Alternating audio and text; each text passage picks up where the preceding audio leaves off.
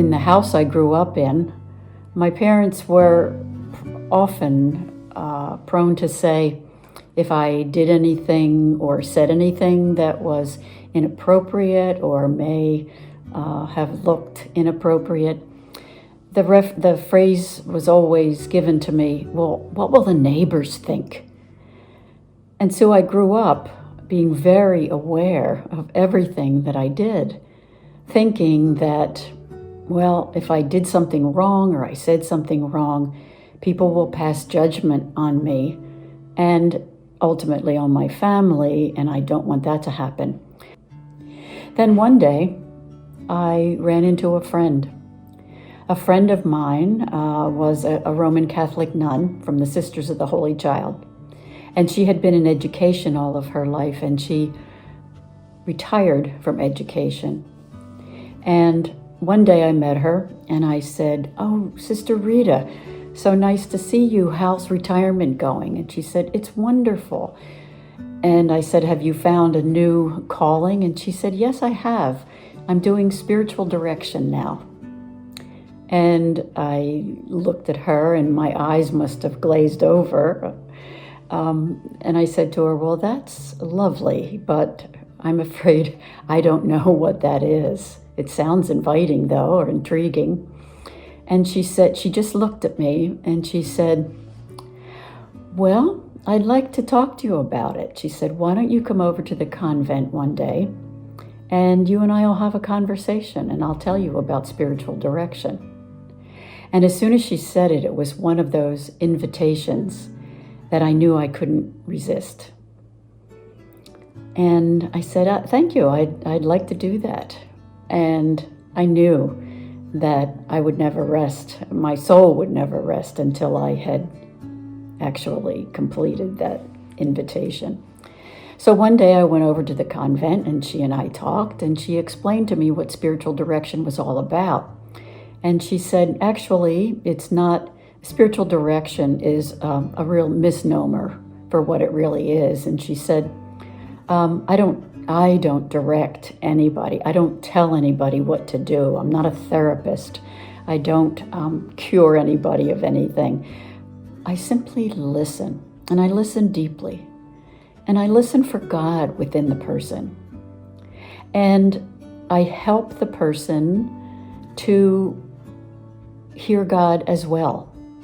And she said, basically, my job when I meet with somebody in direction is to show up, as I have done with you, and then get out of the way and let God do what God's going to do. And I said, wow, that sounds intriguing. And what I could hear in that conversation was that she was opening up a place where it sounded safe, and it sounded comforting, and it sounded non-judgmental.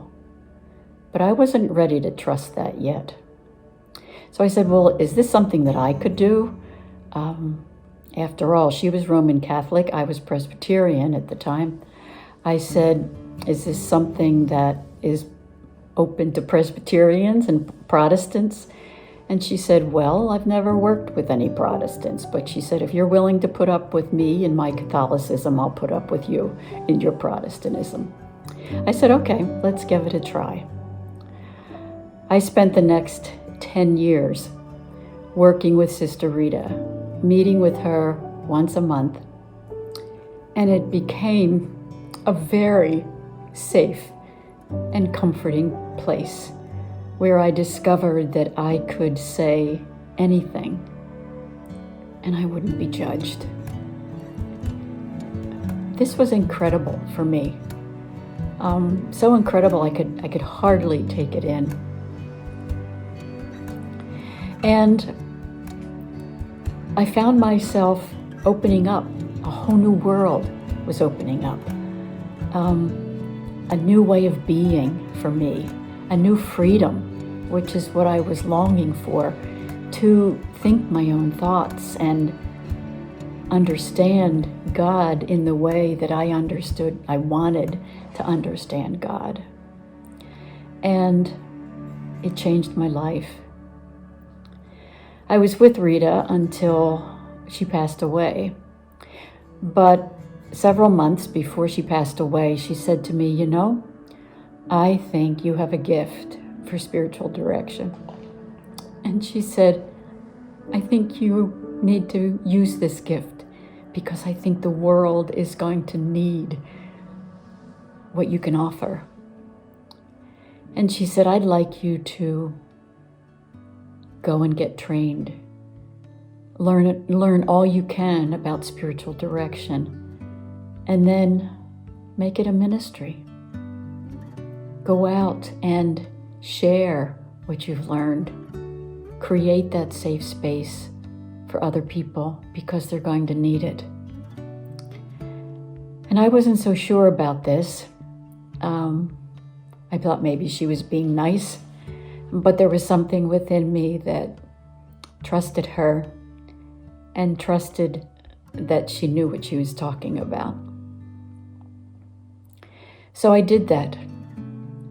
I was astounded because what I discovered was what I had really learned in the process of this program was who I was in God's eyes, who I could be in the world, what I could offer to other people. And it wasn't complicated. It was simply the ability to listen people into life, to listen deeply, to receive their stories without judgment, and to help them to make sense of their story in their own eyes, in God's eyes. And it was a revelation to me that in all of the courses I had taken and everything I had studied about, it was really all about God teaching me who I could be in my best self and how I could use my best self to help others discover their best selves.